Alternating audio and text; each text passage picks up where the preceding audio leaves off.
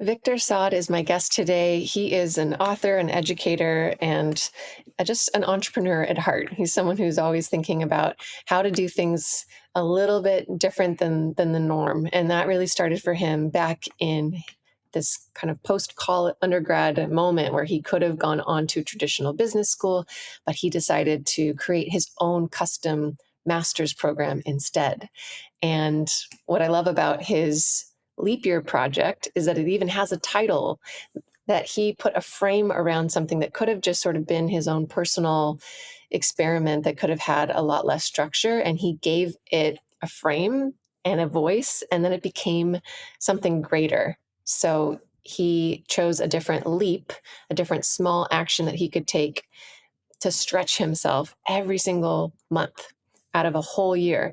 And along the way, he was sharing about it, he was writing about it, and he invested people into the process. He got them curious about what was going on with him and digested not only each learning from each month, but sort of the collection as a whole. And then from there, he didn't stop, but he used that as really the foundation of the business that he's built today, Experience Institute. And so it's a great reminder of like how something that kind of starts as I don't know if it's a side project, but sort of like, I don't know where this is going to go. Like we sometimes maybe use the word project when it's like, it's not a full business yet. I'm not sure. It's like a little bit lower stakes. It's for learning, right? But so many of those kind of projects can end up actually transitioning into something bigger if it feels right. Our conversation today is really interesting to me in that he has built his career around transitions, helping people stretch and make those leaps. And yet he's been doing that steadily for, feels like over a decade. So he's doing the leaps, he's helping other people, but he's actually sort of in the building phase. And our conversation today catches Victor at a time where he's actually made a recent leap in his life. He is still on the board and definitely a strong advisor for Experience Institute, but he's not actively running the company day to day anymore. And instead, he's taking on a new role in a slightly, a new industry. And it's a stretch, right? It's being a beginner again after having all of this sort of identity and arguably confidence and relationships and knowing oneself through this business that's so personal. So today we talk about what led him to decide to step down and sense that he was ready for his next big leap.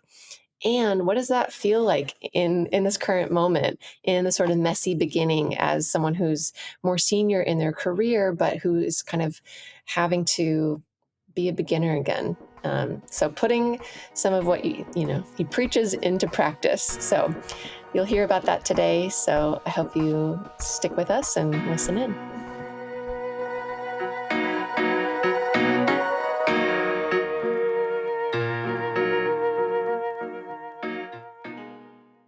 So acknowledging that you are in a transitional moment, it's a juicy time to be asking you, like, yeah, if you encounter someone, and in line at a coffee shop or at a networking event, and they're like, what do you get up to? What do you do? How are you answering that now? Yeah. It's a great question. Usually depends on what coffee shop or conference I'm at. Mm-hmm. I mean, I love helping people through transitions. So I think about that a lot. And it's kind of a line that people usually get and get curious about. Sometimes I'll say I help people take leaps. And that also, I think, captures what I love to do. Can I But I do it. ask like a Yeah. tricky, maybe a tricky question is like, is it possible to transition without leaping? Yeah, I mean, I wonder sometimes if there are these smaller moves that we take that make, and most big leaps really are surrounded by smaller moves or contain a lot of these like smaller steps, hops, jumps, whatever you want to call them. And I think they also make those big leaps more accessible for people who are like, gosh, I don't know if I can do that big thing, or it's not spectacular, or it's not, it's not big.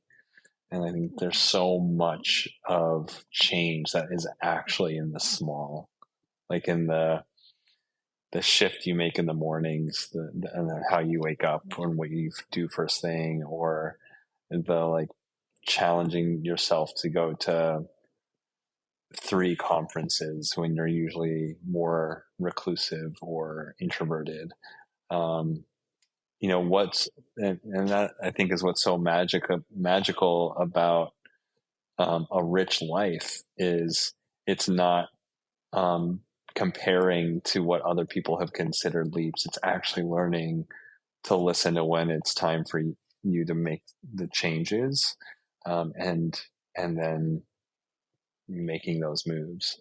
And then doing it again and again and again until you look back and you're like, I am not on that side of the cliff anymore. Yes. I'm on this side. You Right. know? Well, I like how your answer, both of those versions that you shared, I'm putting myself in the shoes of the person who would encounter you. And it's like, Yeah. it really makes you lean in, and it feels like a kind of instantly relatable thing because everybody does transition. And then anyone Yeah. who doesn't know what a leap is can be like, wait, what? What's that? Yeah. Which is very Yeah. different than being like, well, this is my title at this company, Yeah. which sort of makes you think, okay, well, what is that title and what's that job? It just, Yeah. you're already inviting a different conversation by um, kind of like summarizing a theme of that Yeah. connects a lot of what you do. Yeah. That's That's brilliant. yeah. It's hard too for someone. I think for a lot of us who are creative, a lot of us who also have expressions of that creativity that can show up in so many different ways in the business world or in communities. Um, it can be hard sometimes to string together that all the things we like to do, and it takes a lot of effort and a lot of self awareness to be able to piece together a story of like, wait, you did what, and then you did what, and then why would you do that? And it's like and then to get it down to like, what do you say in an elevator or a coffee shop that combines like what it is you actually do and something you're proud to say. Um, and look, I mean, transitions and leaps, and they're lovely. But, there's a lot. There's like just a tip of the iceberg. There's so much underneath that when someone gets into the weeds, they get more of a picture or not of what they Yeah. want to talk about. So yeah. I feel a resonance because I think as a coach, I'm helping people through transitional times. Yeah. Or, one idea that I heard that has stuck with me is like people come to coaching because they want a change. Yeah. And it's made me kind of look back in my life and think, oh, well, why do I keep gravitating towards change Mm-hmm. and helping people through an evolution or a growth, So I don't, I have my own working answer for that, but I'm curious if you've done that on your own self inquiry, what answers you've come up with. Why do you think this concept of transition has compelled you? It's a great question. I wonder about um, those of us who are wired to create, um, and when we see like the ultimate sort of creative act is to create a life, um, and then it feels like the greatest gift you can give to someone is to help them create theirs. Hmm. Like it's just the best. Hmm. And so especially when they feel like they're looking at a canvas and they don't know what to draw next, and they're afraid of drawing the wrong thing. Oh my gosh, like if a kid came up to you with a crayon and a canvas and said, I don't know what to draw, and Hmm. started crying or started getting angry about that, or started saying like, I'm just not going to draw anything, like, wouldn't you sit with them and just Hmm. say, well, tell me what you like? Or Hmm. tell me, like, what was the last thing you drew? Okay, like, why don't we start there? Start with a line, start with Hmm. a shape that kind of looks like that. And then let them create. Just Hmm. be there when they create. It's so, probably exacerbated by me being a new parent, but it just feels so immediately much more tender when I think about this child and the child that's Yeah. kind of in all of us. And it's such a helpful exercise of like amplifying a compassion, I think, when we think about maybe everybody as that small Yeah. child trying to figure out what to put on the canvas. Yeah. Um, were you ever that small child? Not sure. Wow, we're getting right to it, Melissa. Um, I think there are parts of my story that feel like that, and some of these things, like I have this fear of like whatever uh, overinflating certain parts of my life to be more grandiose than they were, or whatever, more impactful. But to me, like being in a Middle Eastern immigrant in the Midwest, um, through the early 2000s and 9/11 and so on, and or just being a son of parents who wanted to raise a doctor, lawyer, engineer, um, or finding my way into entrepreneurship, not through business school or not through, a major investor, or some massive, billion-dollar idea or invention. I think there were times when it felt like I didn't know what to draw. I didn't know what kind of life to design for myself, or even the fact that like MBAs, like at the time, going to business school was just such a norm that it felt like, and it wasn't for me. It's not the shape. It's not the thing I wanted to draw. Um, and, and the thing I wanted to draw was so different. It wasn't there. Uh, there wasn't really a playbook, or it wasn't an example for that. And I'm mixing analogies, but Well, yeah. I'm Yeah. almost want to play with your analogy here and say like it's one thing to have a blank canvas and not know what to put on the page, and it's another thing to be handed other canvases and being kind of Yes. pressured to say, well, you should draw this. What about this thing, Totally. right? Yeah. Yeah. Exactly. Or just don't draw anything. Just color in this line. Mm. um, and to be like, I don't even want to. What is this image? Like, or what is this thing? I don't want to do Mm. that. That's not for me. So yeah, I mean, I think the trying to figure out what could I be that is more in line with me, kind of early on in my career, and then when I realized I had this entrepreneurial tick and maybe some raw ability for it.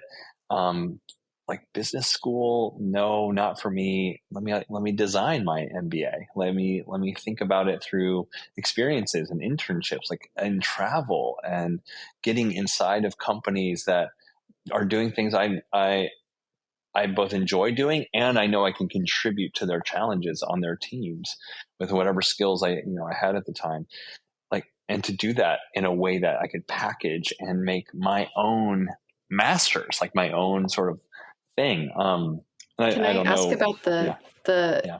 dawning consciousness of the tick, the entrepreneurial tick? Yeah. What do you remember about that realization? Yeah. Did that come to you? Yeah. Well, for starters, I think 2008 was a major moment for a lot of, I mean, it's funny, us millennials have had a few of these, right? Like 9/11, financial crisis of 2008. Obviously COVID. I mean, we've had a few of these things, and now it's just like, what's the next one? We're getting used to it, but it was still kind of, it was a big deal. Like to watch what happened in the housing market and watch what happened with so many people's financial resources and what was considered security. And I think what came out of that was a lot of people starting businesses and rethinking what the world could look like whenever we were sort of focused on more than just the bottom line. And so things like social enterprise, this idea of like doing good and doing well. And, the classic one was like Tom's Shoes, or, there was the new certification for businesses called B corporations. And companies were getting challenged to think about what they were doing with their resources.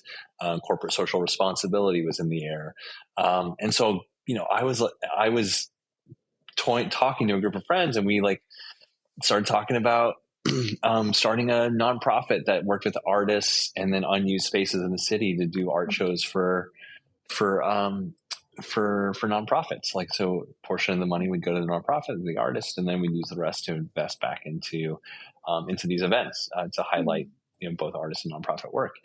And that was a blast. And I brought the team together, and I figured out the how to make it all work. And this is outside of my full-time job. And that's when I realized, like, okay, I've got a business tick. It was nonprofit at the point. I got an entrepreneurial tick. Like, where do I go stoke this? Like, where do I go explore this further? I hadn't had much exposure to the Bay Area or like the Silicon Valley. I started reading more about entrepreneurship, but it wasn't part of my like upbringing at all. Even though I think every immigrant's an entrepreneur in some way, just by the nature of what they have to do. So seeing my family, but I want to hear about this project with friends and art kind of being the medium, the kind of like heart of it. Because I think about your, what would go on to be your career and how much you've touched design and how well versed and attuned you are to the visual storytelling and visual aesthetics of things. But did that surprise you? Was that random, or do you feel like you kind of have had an affinity for art? Yeah. I couldn't tell you when it first started. Like, I didn't grow up with a family that really even valued the arts very much. I think we, like I said, doctor, lawyer, engineer, and many times we were just trying to make it financially. So it felt like art was very much like a secondary or tertiary thing. Though when looking back, my mom going to museums or seeing something beautiful would often just like stop and observe and tell me to do the same. But no, I think it was just maybe the community I put myself around, a lot of other creatives and artists, and I learned about graphic design in college on accident, kind of through someone I was dating, and I was just like, I don't know, like it just was one of those things that's like I stumbled forward in. It wasn't and more like in awe of, like, and even today, even though I have a better eye for it and maybe even some abilities around it, I still feel like a patron more than, and a benefactor more than even like a true sort of like creative, like in that sort of visual art way. So, and I think my entrepreneurial side and creative side really does materialize in building teams to do beautiful, good things in the world. And then the messaging, or how we tell the stories, is where I get to work with like artists who are great with the visual side, whether it's film or it's graphic design or or writing even, I was just in a room full of self-employed people kind of talking about the titles that are available to describe oneself. And, solopreneur came up. Someone said, what's the difference between a solopreneur and an entrepreneur? And so as I hear you use the word entrepreneur, I wanted to hear what associations you have with the spirit of an entrepreneur. I think about an entrepreneur as somebody who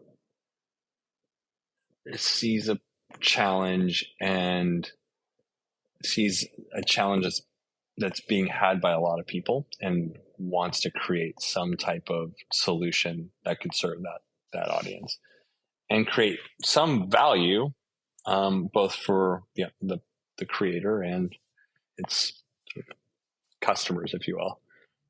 And so you have a challenge, you have a solution, and you have a sort of visionary behind that, who can bring people together and make that solution come to life for a lot of folks. I think what's happened is sometimes that the only version of entrepreneurship that gets glorified is the kind that grows and scales at a breakneck pace and gets a lot of external sort of accolades and notoriety, or just has like the biggest investment or outcome. And I don't think we celebrate. Maybe that's fine. We don't talk a lot about the companies that were healthy, steady, smaller. We don't talk about the 5-person shops or the 10-person shops or the 20-person shops. I think Jason Fried at 37 Signals, Basecamp, I think he's done a good job of talking about self-funded, independent, and profitable businesses. And that's kind of how I wanted to build Experience Institute. I took a little bit of funding from some very wonderful people very early on in my career, but for the most part, it's completely self-funded. And I think there's just something so powerful for that. And that can be a solopreneur, that can be entrepreneur. But Right. if the focus is like, I want to own this thing, it's mine or ours if there's a small group and it's profitable. And you could go the other route and try to build an empire and raise a lot of money. And I think there's merit to that too, especially if you believe, like, you're called by God or the universe or whoever, that you have to do this thing. You believe in it and it's getting traction, and all you need is capital and you're going to fly, then go for it. But it's just not the only way. And I think we say the word solopreneur or like small company almost in a whisper, like looking over our shoulder, like maybe I don't want to become a big company, and almost as if like our ambition is less valuable. Yeah, And I I just think think it's so important to it's a bummer. uplift different versions of Yeah, how to solve problems in a whatever constellation your business takes. And I can say from my personal experience with working with you and your team at yeah, Experience Institute that I felt like you were very values led, very like relationship forward yeah, company. And not to say that you can't grow fast and care about people, but I think, sometimes those things come into tension a little bit more. I want to go back to yeah, this idea that, you started your description of an entrepreneur as like starting with a problem. And I almost think back to the kid with the crayon and the canvas and being like, what do I want to create? It seems like, therefore, like a helpful prompt sometimes could be like, well, what's a pain point? What's a problem that you see or a yeah, challenge? And if we kind of rewind back to your first, what you called earlier as your first leap of creating your own master's program and then eventually creating, is it the leap year project that came out of that? yeah. Well, Leap Year Project and then Experience Institute was really the Right. company that was birthed Yeah. there. Yeah. Mm-hmm. What do you think is like the main problem that you started with trying to solve? Mm-hmm. I think, well, first for myself was just that learning happens in a classroom, or that especially as we get older, that the only recognized or credible or celebrated learning would happen in a context of some university. Hmm. And if it happened outside of that, like if you didn't spend the money or didn't have the brand name, you took a break. You like took a gap year. Like, Right. you have this space on your resume. Like Yeah. that's what people were telling me. Like, you have to go get the degree. Um, and so you're going to take a kid in his 20s who's got no money. Like I've just worked in the nonprofit world, and don't come from a wealthy family that was going to like fund my MBA and wasn't going to go into like a profession that was going to either pay for it or I was going to be able to pay it back quickly, perhaps, and seed them with a lot of debt. Put them in I teach in university, so like I have nothing against university, but there was a problem that there wasn't a clear path for another way Mm. of learning. And then you zoom out even more from that and you look at sort of what we say about when learning happens and then when it stops. Like, we say, like, okay, after grad school you're pretty much done. Maybe like only the crazy ones go get the PhDs, or like not the crazy ones, but the ones who are like, oh, I have a very clear direction with what I want to Mm. understand, figure out, invent, pursue. But really, like in your 30s, 40s, 50s, so that's like me telling you, why don't you work out until you're 22, maybe a few more years after that, go back to the gym for a little bit longer, and then you're done. You got enough muscle, Mm-hmm. you got enough health in you. You don't have to go back. Mm-hmm. That's just a mess. So the first problem was genuinely like, are there other ways for younger individuals to continue to get the education experience and employment opportunities that don't revolve Mm-hmm. around taking on massive debt and having to hang your name at a certain kind of school? It sounds And like then yeah, accessibility in a sense, and accessibility yeah, by helping uh, shift a perspective and legitimize learning outside of the classroom. And then I yeah, almost envision like, I don't know, you as like the PR rep for education to be like, it's got to, we got to yeah, change its reputation. Like it doesn't just stop, right? It continues on, and yeah, that's a big reframe. There's like a totally. lot of like historic weight behind how we think of education. Yeah. And, like to expand our view of education to be beyond, again, the confines of a campus. Like, what does it look like if it involves internships and apprenticeships or travel or entrepreneurial endeavors? Like, what does it look like if someone said, hey, here's a blank canvas, here's a crayon, and draw your education? Mm-hmm, mm-hmm. Is that as credible as an MBA at Northwestern? Yeah. Well, I, that's a huge question. And some people, depending on the career or the path you want to go down, would say no, understandably. But there's a lot of people who are in the middle that say, well, maybe. And there's other folks that it's just a straight no. But yet everybody would start off and say, yeah, of course, that's a good path. Right. And there should just be more examples, more models for that. So that's what Well, I my love what leap year you was. Yeah.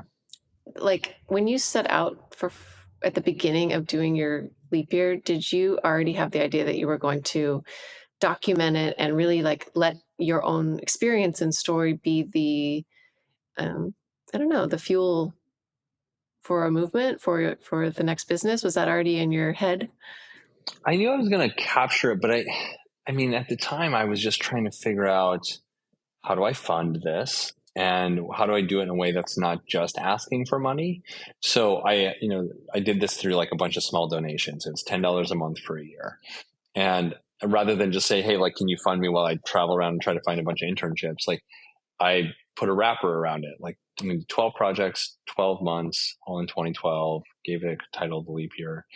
I'm going to need help finding companies that would take on a 25, 26-year-old kid who's got communications kind of in his blood. And here's what you're going to get out of it.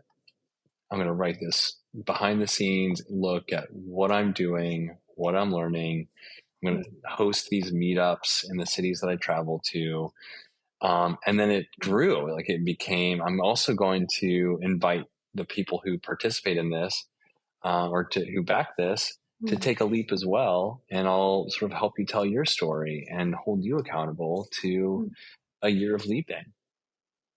And so now there was just like this relationship between me and those folks where I promised them that I would capture my story. And Mm-hmm. I'd promised them that I'd also share lessons that might impact the Mm. leaps they wanted to take. Yeah. So that was the main focus. I starting a business, like maybe you started showing up mid-year through the year, like, oh, could we do this for other people and so on?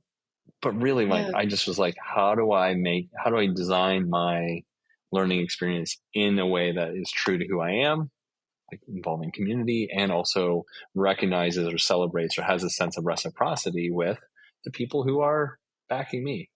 Yes. Yes. I think so many of your strengths are on display in this story. I mean, the fact that I don't know, I was thinking of what a good saying is the make lemonade out of lemons doesn't fit here, but it's something around like you took something that could have been singular, smaller, even private, and by putting that wrapper around it and giving it more structure and inviting people in, it just like exponentially grew its impact. Yeah. And that's like through storytelling, through relationship building, through understanding like a value reciprocity, like building those partnerships, um, Yeah. and just being the great storyteller, like Mm. warm, empathetic, like people person that you are. Um, all of that seems like it really Yeah. utilized some of your natural gifts.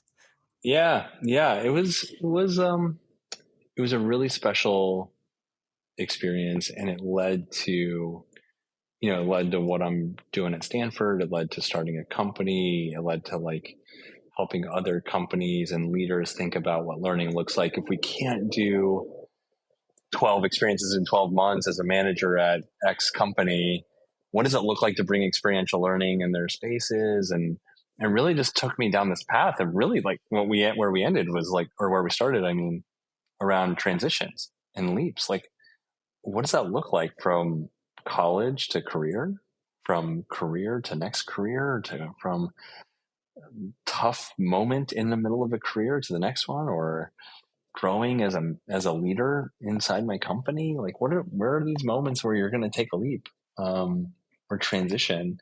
How do you make sure you do it with a Mm. sense of intention and clarity and confidence? So yeah, it was a good starting point. I imagine just the way that chronological time works, that you've had a lot more time to talk about this first leap and not as much time talking about this more recent second leap. And, Yeah, yeah, it's like if your business, a lot of it does center around transition, but you yourself were sort of in a building moment where you were growing, but you weren't trying to like, totally evolve and shift things. yeah, Then you kind of almost, my assumption is putting some of the learnings and practices, the teachings that you are giving, yeah, into to apply to yourself. It's a whole other thing. Um, totally.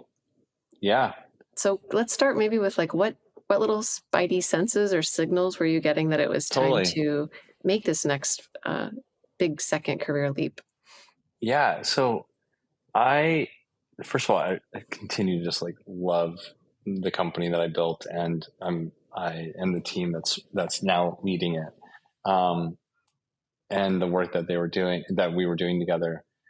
I think what was the spidey sense, as you say, I love that because I loved Spider-Man growing up and still, you know, geek out on Spider-Man, but whatever. Next podcast episode.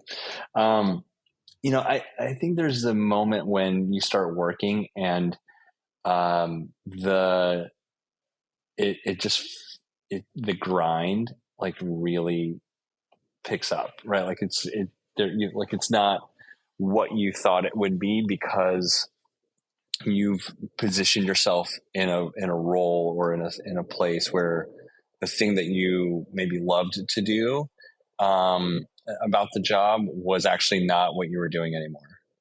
And I'm kind of speaking around it, but as a CEO and a founder, the responsibility became much more about building the company than it was about spending time with the people in sort of this like people capacity that I wanted to continue growing in. And so many of my clients at Experience Institute were chief talent officers, chief people officers. And I had never been in their shoes. I was coaching them. I was literally helping them through major issues, but I had never done that. And the impact on them, or my impact on them, would then trickle to leaders and managers and executives I had maybe never ever met or were part of our programs. And I was just realizing I started this thing at 26 years old, and at like by my mid 30s, we had become a partnership, become the CEO who was handling all of our big partnerships, who was doing all of the work to keep the company going and healthy and self-funded, independent, profitable.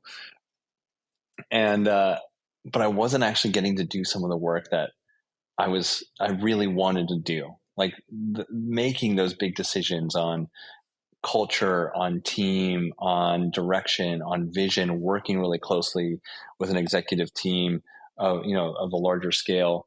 And I just wanted a shot to do that. And I could have gone back to school once again, um, done some sort of program on becoming a CHRO or something like that, or chief talent officer. Um, but I just knew I wanted a shot to to just build alongside or in that seat. I mean, build from that Mm. seat. Mm. But I didn't want to just do a typical thing. Like I didn't want to go become a chief talent officer of any simple shop. I still wanted the people development, the coaching, Mm. the entrepreneurial tick. And so where do you find that mix of things? Mm. And I genuinely was kind of stuck. So I just started talking to people like about what I was thinking about doing and where I could get that, where I could still, own and coach EI, but really focus on people development inside of a sandbox that had leaders, maybe students, and sort of this entrepreneurial tick to it or Yeah. entrepreneurial drive to it. And one of my dear friends runs a company that does this very thing. He helps young leaders connect with older leaders who are ready to transition out of their companies. Mm. And we partner with those older leaders. We acquire their company. We put the new leader into their seat. They can ride along together for a while, and then until that older leader is ready to sort of fully bow out. And it's this really beautiful succession planning, legacy planning opportunity or path for these business owners, while also training up the next sort of crop of leaders of everyday companies. And these aren't like big sexy AI companies. They are just the companies that power our communities, Mm. from IT to blue collar work to the thing that you never know someone's doing kind of in the restaurant or the space that you're in. But they Mm. employ a lot of America. And so that I get to be in that spot now where I get to be Yeah. a chief talent officer, coaching those younger leaders, helping those more seasoned leaders transition. And that for me was like a kind of a light bulb moment. I didn't even know what I was looking for. I just knew Mm. I had to start asking questions about how do I do the thing that I want to do more of next. Mm. And that's where it took me. It's interesting. Um, Maybe you tell me if this connection doesn't land with you, but I was just looking at I was looking at your LinkedIn ahead of our call, and the first job experience that's put there is uh, launching programs, middle school and high school programs. And I guess I was just thinking about age and the generation kind of Yeah. divide that you're bridging in this new role of like Yeah. really passing on. And I know from your work with Experience Lab as well, people who are freshly, Yeah. out of high school, um, and almost creating apprenticeships, like this kind of like Yeah. of experience learning. It almost feels like this is, I don't know, there's something here about that like wisdom passing Yeah. on. And Yes. it makes me wonder. I know that you recently co-wrote a book with, is it Dave Kelly from Yeah. IDEO David about Kelly. a Yeah. children's Uh-huh. book? Yeah. So, and I know that that's been a key relationship in your life, and you all Yeah. come from different Yeah. generations. So, as someone Yeah. who aspires to have more intergenerational relationships Yeah. in my life, but I just haven't really created that relationship ecosystem for myself, I'm curious about like what it is about certain people that I know that are able to Mm. cultivate Yeah. relationships on either side. Yeah. It's a great question, Melissa. And anything I've done has probably not been as calculated as it might seem. So just to shoot you all straight, whoever's listening. Um, and I think there's probably a version of my life where it started because I didn't have a close relationship with my dad. And so I wanted to fill that hole with men who were I was trying to create some sort of North Star for the kind of guy I wanted to be. My dad ended up coming back around into my life in a beautiful way. Another story. So I want to just make sure I drop that in there though. But then, yeah, I think there was this real, like kind of epiphany that, wow, like the way I learn best is when I have in any given day in a week, I'm sitting across from a college student or a high school student. I'm sitting across from a peer who's like an entrepreneur or a people leader or a coach. Mm. And then I'm sitting across from someone who has been around the block and is telling their story and or is navigating their next thing, and I get to be sort of a fresh perspective on Mm. their life and career, and it makes for a rich life. And then if you can just commit to a handful of these relationships for a period of time again and again, and people come and go, but I also find the history, like it's hard to make new old friends across generations. And so when you think about people who you've started to connect with, as much effort as it takes to continue to show up in their lives as you can, and share stories and see how you can help and support, makes a huge difference. Mm. Um, Mm-hmm. yeah. And so David Kelly, Bill Burnett, those guys. There's another fellow named Ian Boyd. There's a few of these older guys in my life who I started getting to know in my 20s, who I just kept showing up. I was just like, and trying not, I never wanted to be a burden, which, is a different story of, they got but yeah, that's a different story. But like, I always wanted to show up in a way that had some reciprocity. So how can I help these folks in their lives, or be supportive, or partner with them? David Kelly and I were just thinking about how do we build a gap year for Stanford, after my experience year, in my leap year, and it wasn't quite working. So then one day I was like, hey, would you want to write a children's book together about this idea of being kind of unconventional students, or unconventional sort of people who are not just going to go the typical path. And he, with his like David way, was like, yeah, bring me the script, let's talk through it. And Mm-hmm. it just happened to be around the same time that my dad was diagnosed with cancer, and David and I, he just kept showing up in my life during that time. Mm-hmm. Hmm. So So awesome. anyway, like I said, it's Yeah. not super calculated. It is just like, find a few people, keep showing up, and keep trying to help one another through the ups and downs. Yeah. Yeah. The distinction I've heard between like a mentor versus an advocate comes to mind too, because Tell me more. you're, well, I guess this idea of like you're thinking about someone who just passes on advice slash wisdom versus an Yeah. advocate kind of taking it to the next level to say that what can I do to actually like uplift you in your career or create Yeah. new, opportunities or access. And um, if you find the right, doesn't have to be someone who's older per se, but chances are that they just have a bit more time on their side of stocking up resources and connections that can help you. Yeah. What's been surprising to you about this transition? Kind of almost like you're the expert, you're helping other people take leaps, and now you're doing your most recent version of it. Yeah. Where like Yeah. been Gosh. surprising, or have there been any little stumbling moments? I mean, I think when you start something totally new, you kind of, it feels funny. You take this huge step backwards in some ways. Like I know a lot less about the industry that I'm in. So I'm technically in finance. Like that's a funny move. But I also know that there is so much, of this world that like sort of runs on what we do, when it comes to companies, entrepreneurs, leaders, and then the capital and how it flows. So I think I've just been the newbie, and I'm kind of like a bit of a Ted Lasso in this space. Like I don't have any of the traditional background that puts me in this. I mean, on the people side, yes, of course, but I sort of feel like that. Like I sort of feel like a total outsider coming in, and the CEO who brought me in has like been incredibly gracious and supportive. But I think that one of the hardest things is going from an industry and an environment where I could keep up with anybody about topics related to developing people, talking about learning and development. I mean, I could, I don't know, I could just keep up with anybody. I was speaking Yeah, about this stuff you're an left and expert. right.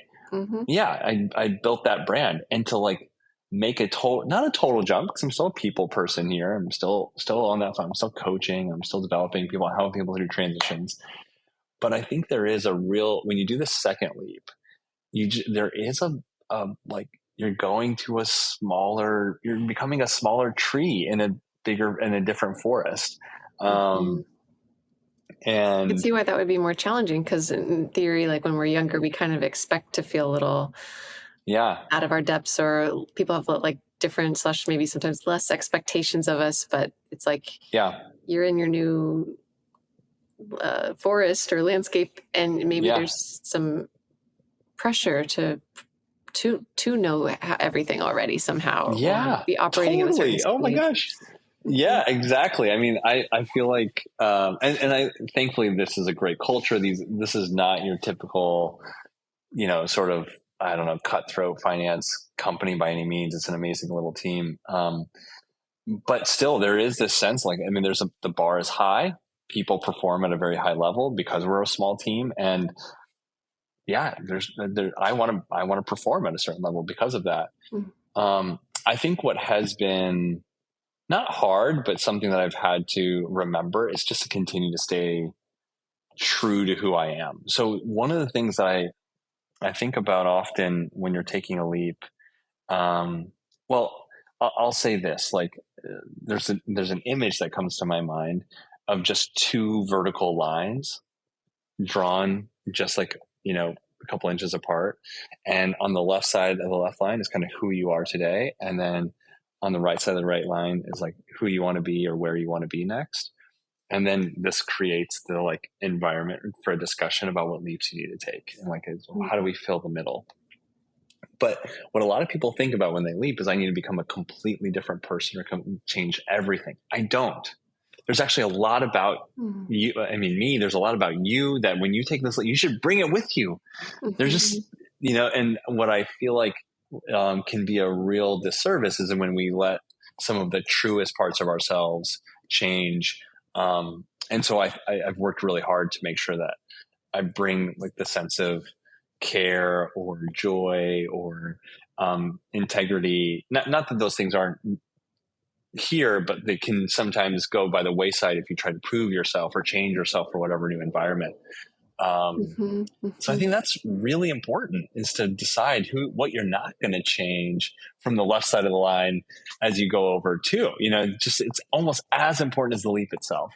And I think that's been something I just think about a lot in the first 6 months of doing this. Yeah, that makes sense. And my assumption is that the world that you're leaping into of finance, which has its norms, its probably plenty of Yeah. egos, and um, like I just could imagine additional pressure to sort of like suddenly swim in the ocean with the same values that everyone else is. And I think Yeah. it's so great that you were hired for a reason. Your friend knew you. It wasn't even like, it sounds like there was a personal connection there. Like he hired Yeah. you because of who you are.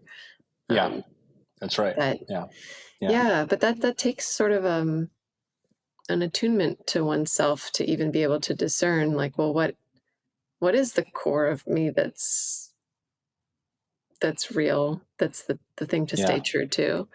Yeah. And I hope that if we as we get older, we kind of have more time with ourselves, so we kind of have a little bit more confidence with that. Yeah. um, I think it kind of brings up this idea of like authenticity, and it's like Mm, sometimes confusing about, if I take on a new behavior or show up in a slightly different way, am I mm. experimenting and pushing myself to some sort of like stretching growth edge, or am I somehow stepping away from myself? Um, Yeah. what do you think? What skills do you think help someone Mm. stay attuned to them, Yeah. to their true core? Yeah, it's a funny question coming from you, because when I think about you, I think about authenticity. I mean, I've known you for, I don't know, now 5, 6 years, and we've worked together both at Experience Institute and Experience Lab and a few other places. And it feels like every time I see you show up as yourself.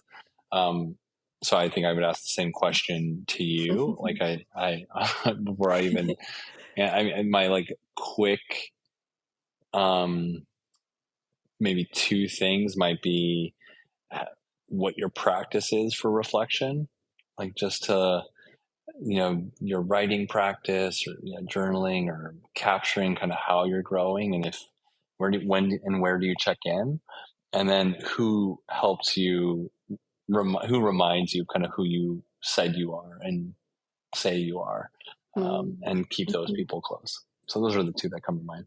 How about you? Yeah, that's great.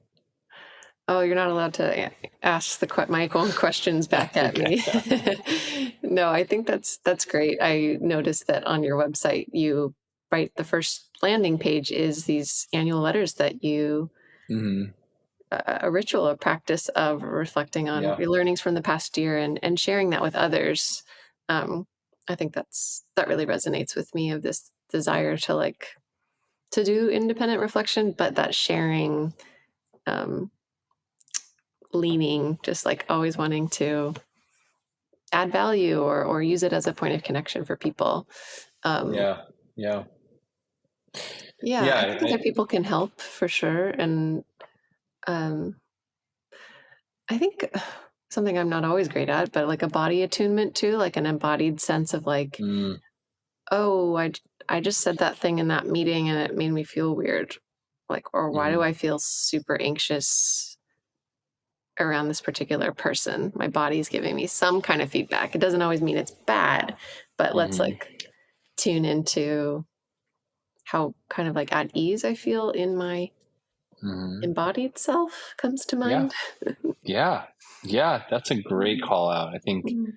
we ignore so like this sort of neck down. I mean, I think who wrote the book, The Body Keeps the Score? Mm-hmm, I'm mm-hmm. forgetting the author of that book at the moment. It's a bummer, Yeah, but I a, know the one. yeah, a wonderful book on what our body tells us and how we have so many more receptors, and sort of antennas from this point down than we do from this point up. Right. And yeah, and I just like, I think it's a great call out Mm. to just learn to listen to your body almost like someone would listen to a song or taste a really complex glass of wine or a meal or something, but to get to really develop your sense of listening to yourself is huge. And I'll tie this for kind of winding our conversation to a close, but leap. You Yeah, started a business from this starting point of leaping. And I yeah. always think of like leaping, between those two lines off a cliff or over a big uh, you know, gap of some kind. And most likely that's like your body's actually going to be quite scary Hmm. doing that. Hmm. And life has those moments where even if you're getting biofeedback, like, ooh, I'm about to do a scary thing, it doesn't mean that it's not worthwhile. It doesn't mean that you haven't, taken Yeah, certain precautions. Maybe you have your parachute on your back. But what you said earlier comes back to mind of like, yeah, we glamorize like the big leaps, but it's like there's steps along the way. And there's plenty of yeah. small moments that don't get as much visibility, that can almost like give you some exposure therapy of sorts to Yeah, warm yourself up to the leap. absolutely. Yeah, Mhm. yeah, that's right. I think um, there's not this magical, obviously quitting a job is probably the first thing people think of. Oh, I'm gonna like write that resignation letter, or I'm gonna like, you know just I'm gonna be done, I'm gonna go start my business. That's probably the biggest one I hear as far as like, oh, that's what a leap is. But really, like, especially when Experience Institute works with companies and we're talking to leaders, or we're talking to new hires, or we're talking to executives, and we're building a cohort program around helping these people take leaps, they're not going to quit their jobs. Like, they're Mhm. not. They're talking about, what do I need to do as a leader to change and to grow through maybe a moment where like I'm in a rut, or I've hit a ceiling, or maybe I've never actually been a manager and I need to actually learn how to take care of people and usher them into their next stage of growth. Well, how do I start that? Okay, we could go back to school, or we could start taking leaps. And so the first leaps might be like, this quarter, I'm going to do one-on-ones with each of my direct reports. And I'm going to build the questions that Mhm. revolve around our values and then their skill sets. And Yes. I'm going to develop the like, here's what the rating is. Here's why I believe you're performing at this. What do you think? I'm going to learn how to have this growth conversation with my direct reports as a first time manager. Oh my gosh, like, that is a leap. and we get to be there with them as they have that leap. And we can take that either way, for the first hires to those executives. There are all these things that don't require quitting your job or like doing this big thing. But actually for you, it is a huge thing. And if you do it and if you practice it, take those small steps, you're going to get on the other side of that line. You're going to be like, I'm a better leader. Right. And I think a big takeaway in your example is almost like a leap doesn't always have to be away from something. And Yeah. in fact, Yes. you could argue for a lot of us, it's harder. It shows more resilience and grit to stick with the thing and improve and confront what is already there. That takes a different kind of emotional energy Yeah. than a step away. And Yeah. if we have more time for another conversation for another time, but For sure. Yeah. it's inspiring that you recently tuned into your own internal compass's readiness and have put yourself in that like kind of like experienced beginner's shoes again, and kind of the discomfort of that. And it sounds like, I imagine if you and I were to do another podcast episode and in 10 years from now, like you're going to have learned so much. So you're at the Totally. kind of beginning of that journey. I'm excited for you and just grateful for you sharing kind of the post-processing and also the like real-time processing. Yeah, very much so. It's all happening. I mean, I'm still finding my way, but for those who are listening, I think, well, first you have a great, I think, I don't know, coach, but also I think friend, expert, thought leader in Melissa, which is awesome. But also I think what you said, Melissa, about kind of trusting your gut or like learning to tune in and answering the questions on that first side of the line. Start there, just start with where are you today, what's working and what's not, and then go to the second side, where do you want to be and why, and just start there and see where it takes you. Love it. Thank you, Victor. Yeah, thanks for having me.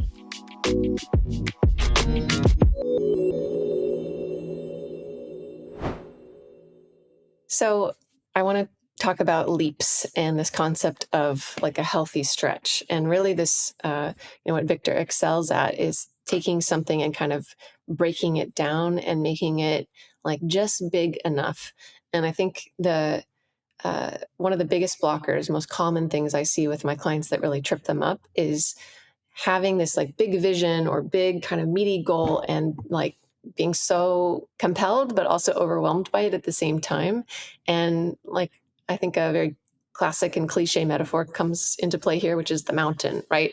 If you're at the bottom on the ground looking up at the huge peak, it's going to feel insurmountable. It's going to feel like, wow, how could I ever think to climb up that thing, as epic as it is? And so what we need to do is just like take it one little milestone at a time, sometimes even one step at a time, so that suddenly you're not on the ground, you're just like 20 feet above, and then you move it to the next one. And then piece by piece by piece, suddenly that mountaintop is so much closer and the whole mountain feels a lot more, scalable, achievable. So how do you do this for yourself? I think one thing I would do is like just say you need to take the time. So instead of just doing and kind of being in like, I'm overwhelmed and anxious and I'm just kind of like trying to throw action at something, realize when you're kind of acting like a little chicken with your head cut off, and just stop yourself and take a few breaths. And either then or later, carve out the time to kind of say, okay, I'm going to do some prioritization work. I'm going to do some scoping work. And then you can employ something called a stepping stones exercise, which I use with clients at times, which is basically to take a minute to write down sort of what is the mountain? What is that big goal? If that's the end state, then what are 5 stepping stones backwards that I would need to do? So if the end goal is I want to open my own yoga studio, And, that seems like a pretty big deal. Gosh, how do you get the space? How are you going to get clients to show up? Like, have you even done your yoga teacher training, right? There's all these different things. But if you can say, well, okay, right before I get my space, I probably want to have, done some pop-ups, some testing to make sure that I like, greeting people in the space. And maybe I've created an email newsletter so that people know when my yoga space is open. And so before that, oh, maybe I need to create some sort of lead magnet, or I can do some guest teaching to start kind of building that email list and building my confidence of, teaching yoga in the space. Maybe before even that, I decide to apprentice and shadow at an existing yoga studio just to see, like, what is it like to actually run this space and so forth, right? And all the way up until today, I could say, okay, well, I need to go reach out to some yoga studios in my area to see if they need someone to apprentice or kind of be like a helper in some ways. That feels much more achievable than, oh, I got to open my big yoga studio tomorrow, right? So see if you can do that kind of backwards time travel stepping stones exercise from your mountain. And I have no doubt that it's going to help you feel like more clear and more empowered to take that first step. So take it and break it down to what you think feels small, and then go even smaller. So for my example, right, I need to just sit down at the computer and find one local studio and add it to a spreadsheet. The next step, oh, I need to find one more studio and add it to the spread. I'm going to do 5 total, and then I'm going to draft my email, and then I'm going to find the contact information, right? So you're seeing like just how atomic, just how granular you can get. And suddenly it's so clear what I need to do. And it's just the first step. Okay. So find your stepping stones, break things down to take your big leaps, and you got this.